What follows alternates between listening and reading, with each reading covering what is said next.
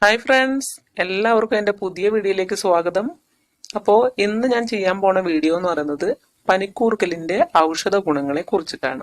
അപ്പോൾ ഈ ഗുണങ്ങളെ കുറിച്ച് പറയുന്നതിന് മുൻപായിട്ട് നിങ്ങൾ ആദ്യമായിട്ട് എൻ്റെ വീഡിയോ കാണുന്നവരുണ്ടെങ്കിൽ ഒന്ന് സബ്സ്ക്രൈബ് ചെയ്യാനായിട്ട് മടിക്കരുത്. അതുപോലെ തന്നെ തൊട്ടടുത്ത് കാണുന്ന ബെല്ലൈക്കണും ഓൾ എന്ന ഓപ്ഷനും കൂടി സെലക്ട് ചെയ്യുക. എങ്കിൽ മാത്രമാണ് ഞാൻ അടുത്തതായിട്ട് അപ്ലോഡ് ചെയ്യുന്ന വീഡിയോയുടെ നോട്ടിഫിക്കേഷൻ നിങ്ങൾക്ക് ലഭിക്കുകയുള്ളൂ. അപ്പം നമുക്ക് വീഡിയോയിലോട്ട് കിടക്കാം.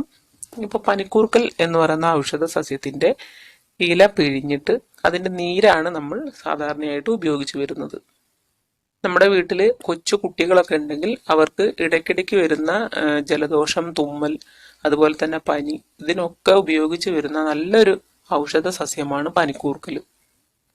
അത് മാത്രമല്ല, നമ്മൾ സാധാരണ കഷായമൊക്കെ വെക്കുന്ന സമയത്ത്, പനിക്ക് കഷായമൊക്കെ വെക്കുന്ന സമയത്ത് നമ്മൾ അതിനകത്തോട്ടും ഈ പനിക്കൂർക്കലിന്റെ ഇല ചേർത്ത് കൊടുക്കാറുണ്ട്. ഇതോടൊപ്പം തന്നെ തുളസിയുടെ ഇല കൂടെ ചേർക്കാറുണ്ട്. പനിക്കൂർക്കൽ നിങ്ങൾ കുറച്ച് വീട്ടിൽ നട്ടുപിടിപ്പിക്കുകയാണെന്നുണ്ടെങ്കിൽ കുട്ടികൾക്ക് വളരെ ഉപകാരപ്പെടുന്ന ഒരു ഔഷധമാണ്. വളരെ പെട്ടെന്ന് തന്നെ ഇതിന്റെ നീര് ഉപയോഗിച്ചു കഴിഞ്ഞിട്ടുണ്ടെങ്കിൽ പനി വിട്ടുമാറുന്നതായിരിക്കും. ഇത് ഉപയോഗിക്കേണ്ട ഒരു രീതി എന്ന് പറയുന്നത്, ഇതിന്റെ ഇല നിങ്ങൾ നല്ലപോലെ വാട്ടിയെടുക്കണം. അതിനുശേഷം അതിന്റെ നീര് അല്പം തേനുമായിട്ട് മിക്സ് ചെയ്തിട്ട് കുട്ടികൾക്ക് കൊടുക്കുകയാണെന്നുണ്ടെങ്കിൽ അതിന്റെ ആ നീരിന്റെ കയ്പ് ഉണ്ടാവുകയുമില്ല. കുട്ടികൾ നല്ലതുപോലെ കുടിക്കുകയും ചെയ്യും. വളരെ പെട്ടെന്ന് പനി വിട്ടുമാറും.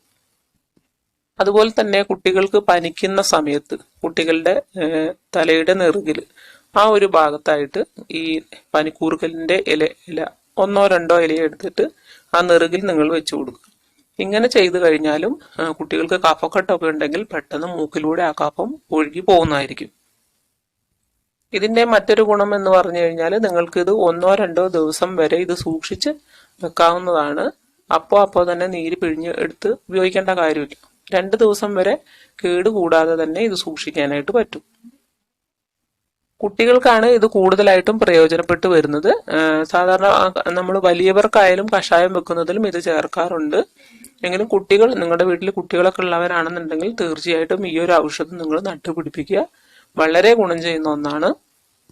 കുട്ടികളിലെ കഫക്കെട്ടും ചുമയെല്ലാം പൂർണ്ണമായിട്ടും മാറ്റിയെടുക്കും.